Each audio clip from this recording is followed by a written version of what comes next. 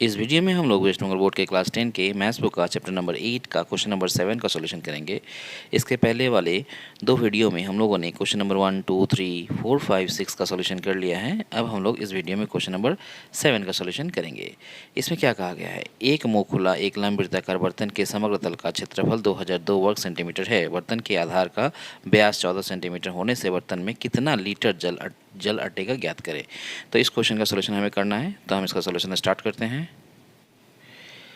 जैसा कि प्रश्न में कहा गया है, प्रश्न के अनुसार हम लोगों ने एक लंबवृत्ताकार बेलन की आकृति का एक बर्तन का डायग्राम यहाँ पे बनाया है और कहा गया है कि ये जो बर्तन है, इस बर्तन का ऊपरी मुंह खुला हुआ है और जो आधार है, इस आधार का अर्धव्यास है वो है 14/2 सेंटीमीटर, क्योंकि व्यास जो है वो 14 सेंटीमीटर है और व्यास का आधा क्या होता है, अर्धव्यास होता है।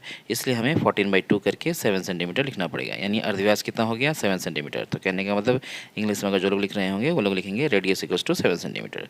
तो ये रेडियस पता चल गया। अब दूसरी बात हम ये देखते हैं कि ये जो बेलनाकार बर्तन है, इस बेलनाकार के संपूर्ण तल का क्षेत्रफल क्वेश्चन में कहा गया है 2002 वर्ग सेंटीमीटर।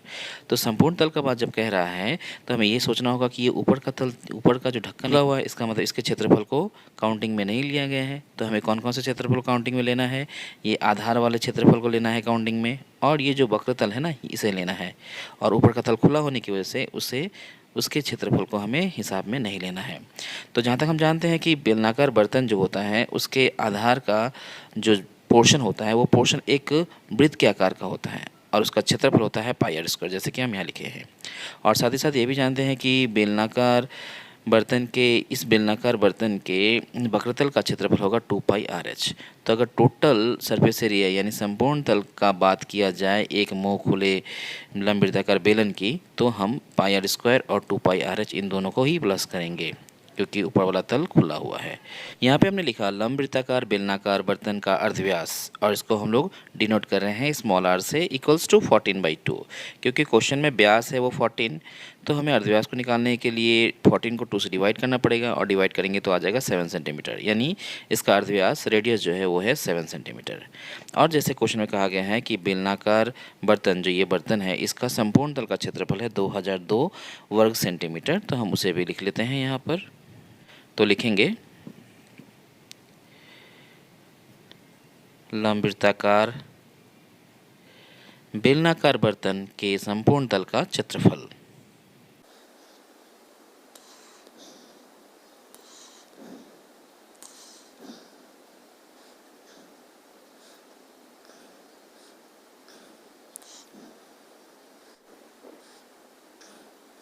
तो यहाँ पे हमने लिखा लंबवृत्ताकार बेलनाकार बर्तन के संपूर्ण तल का क्षेत्रफल 2002 सेंटीमीटर स्क्वायर। हमें ये बात याद रखना है कि ये जो बर्तन है, इस बर्तन का ऊपर का तल खुला हुआ है।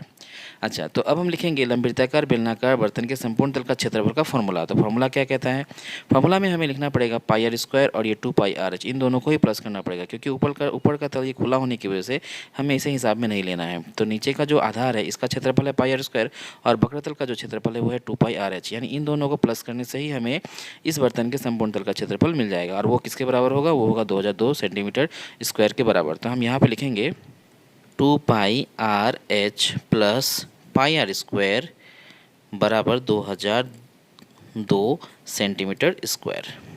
अब हमारा काम है कि हम लोग यहाँ पर r का वैल्यू बिठाएंगे जो 7 सेंटीमीटर है, और उसका वैल्यू इस्तेमाल करके हम लोग h का वैल्यू निकालेंगे। तो सबसे पहले हम लोग यहाँ पे πr को कॉमन लेंगे, तो πr कॉमन लेने से यहाँ बचेगा 2h और यहाँ बचेगा r इक्वल्स टू 2002। अब हम क्या करेंगे, पाई की जगह पे हम वैल्यू बिठाएंगे 22/7। जहाँ तक हमने देखा है कि रेडियस जो है वो 7 है, तो हम यहाँ पे r के प्लेस में 7 भी बिठा देंगे, ब्रैकेट लगाएंगे, 2h के प्लेस में 2h लिखेंगे, प्लस लगाएंगे, और r के प्लेस में 7 है तो हम 7 लिख देंगे, इक्वल्स टू 2002। तो हमने यहाँ पे लिखा। अब हम लोग क्या करेंगे, हम लोग क्रॉस मल्टीप्लाई करके लेफ़्ट साइड से राइट साइड ले जाते हैं। तो अगर लेफ़्ट साइड में हम 2h प्लस 7 को रखेंगे और बाकी सबको राइट साइड में ले जाएंगे, तो राइट साइड में ले जाने के बाद ये जो 7 है ये ऊपर चला जाएगा, 22 नीचे आ जाएगा और ये 7 भी नीचे आ जाएगा। यहाँ पे हम थोड़ा कैंसिलेशन कर लेते हैं, इस 7 से ये 7 को कट कर लेंगे। 11 के टेबल में ये कट होगा, 2 टाइम्स 22 कट होगा, 1 टाइम्स 11 9 बचा 90, 8 बार में 88, 2 बचा 2 बार में 22, 11 के टेबल में कट गया।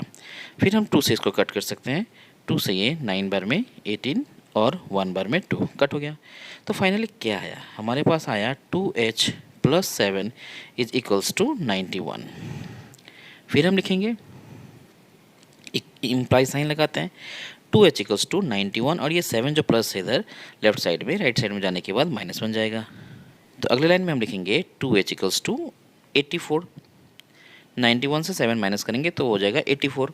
अब हमें h का वैल्यू निकालना है, तो h इक्वल्स टू क्या होगा 84/2। 2 से हम इसे कट करेंगे तो 2 से कट करने के बाद ये आ जाएगा 42। यानी ये जो बेलनाकार बर्तन है जिसका मुंह ऊपर से खुला हुआ है, इस बर्तन का ऊंचाई जो है वो आ गया 42 और ये सेंटीमीटर में हिसाब हो रहा था, इसलिए ये भी हो जाएगा सेंटीमीटर। यानी इस बर्तन का ऊंचाई कितना हो गया 42 सेंटीमीटर। अब हमें इस बर्तन का आयतन निकालना है और वो आयतन लीटर में होना चाहिए।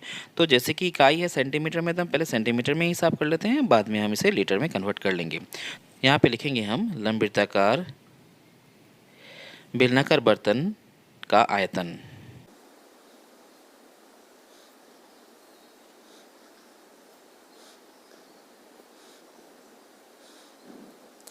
बराबर देखिए हमें फार्मूला लिखना पड़ेगा। तो फार्मूला क्या है आयतन का, तो ये होता है पाई r²h। अब हमें इसका मान बैठा देना है।